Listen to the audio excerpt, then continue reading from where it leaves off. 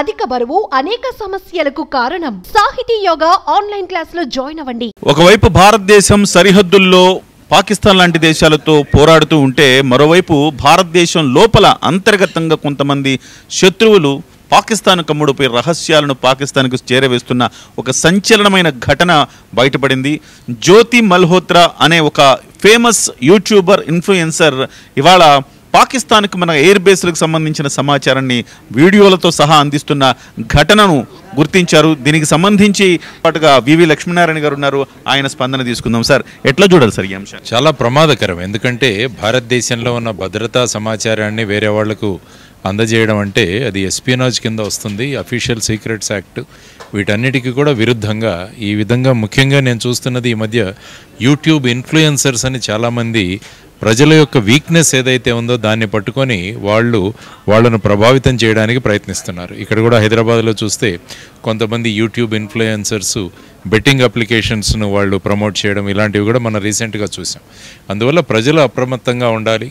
ముఖ్యంగా intelligence agencies కూడా వీళ్ళ ముఖ్యమైన హేతు ఏంటి, వీళ్ళ కారణం ఏంటి అన్నది కూడా వాళ్ళ వెరిఫికేషన్స్ కూడా జరగడం చాలా అవసరం. ఆ విధంగా హర్యానాలో ఒక మహిళ ఈ విధంగా పాకిస్తాన్కు కావాల్సిన ఇన్ఫర్మేషన్ని, ఆ తర్వాత పాకిస్తాన్ సంస్థలు కూడా చాలామందిని, ఫర్ ఎగ్జాంపుల్ డిఆర్డిఓలో ఒక పెద్ద సైంటిస్ట్ను కూడా పూణేలో వారు ఆ విధంగా ట్రాప్ చేయడం జరిగింది. సో ఇటువంటి ప్రమాదాలు ఉన్నాయి. కాబట్టి ముఖ్యంగా భద్రతా వ్యవస్థల్లో పనిచేస్తున్న వాళ్ళందరూ కూడా ఇటువంటి ప్రమాదాలు ఉన్నాయి అని చెప్పి వాళ్ళకి కంటిన్యూస్గా మనం బ్రీఫ్ చేస్తూ వాళ్ళని కూడా మనం వెరిఫై చేయాల్సిన అవసరం ఉంది.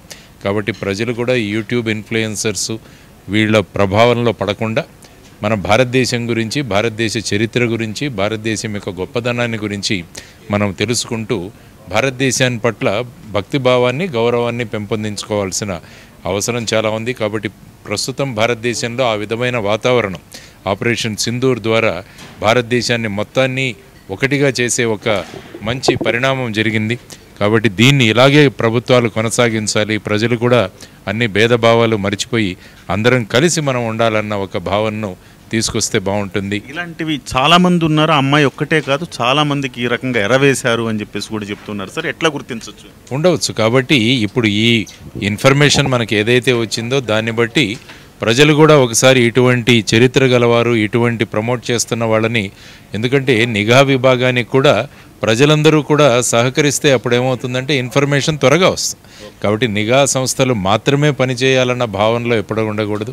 మనకు తెలిసిన సమాచారాన్ని వెంటనే సంబంధిత వ్యక్తులకు చేరవేయడం అన్నది కూడా ప్రజల యొక్క బాధ్యత, దేర్ డ్యూటీ అన్నది కూడా మనం గమనించాలి. హైదరాబాద్లో కూడా బాంబ్ ఎక్స్ప్లోజివ్స్ని కనుగొన్నారు, ఇద్దరిని అరెస్ట్ చేశారని చెప్తారు వార్తలు వస్తున్నాయి. నిన్న ముంబైలో కూడా ఇద్దరిని ఎన్ఐఏ వాళ్ళు అరెస్ట్ చేయడం జరిగింది. కాబట్టి ముఖ్యంగా ఈ స్లీపర్ సెల్స్ కానీ కొంతమంది అంతర్గతంగా 2006వ సంవత్సరంలో ఈ విధమైన ఎల్ఈటీ 25 మెంబర్స్ గ్యాంగ్ను కూడా ముంబైలో బస్ చేయడం జరిగింది.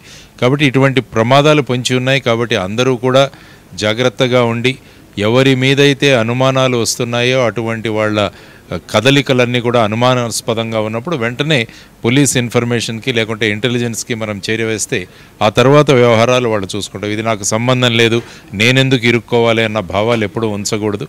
అనుమానం వచ్చినప్పుడు ఆ విషయాన్ని మనం సమాచారాన్ని అందచేయడం ఒక బాధ్యతగా ప్రజలందరూ భావించినప్పుడు ఇటువంటి ఎలిమెంట్స్ ఏవైతే ఉన్నాయో వాటి నుంచి రాబోయే కాలంలో జరగబోయే అనర్థం ఏదైతే ఉంటుందో దాన్ని మనం ఇక్కడే ఆపొచ్చు అన్న భావాలు ప్రజల్లోకి రావాలి. ముఖ్యంగా వాళ్ళ పాఠ్యాంశాల్లో కూడా ఏ విధంగా జాగ్రత్తగా ఉండాలి, ఇటువంటి సూచనలు ఎలా పట్టుకోవాలి, ఇటువంటి విషయాలను ఎలా తెలియజేయాలన్నది కూడా మనం ప్రజలను కూడా ఎడ్యుకేట్ చేయాల్సిన అవసరం. Thank you sir, thank you so much. అంటే ప్రతి ఒక్కళ్ళ బాధ్యత ఇది అని చెప్తున్నారు వివి లక్ష్మీనారాయణ గారు.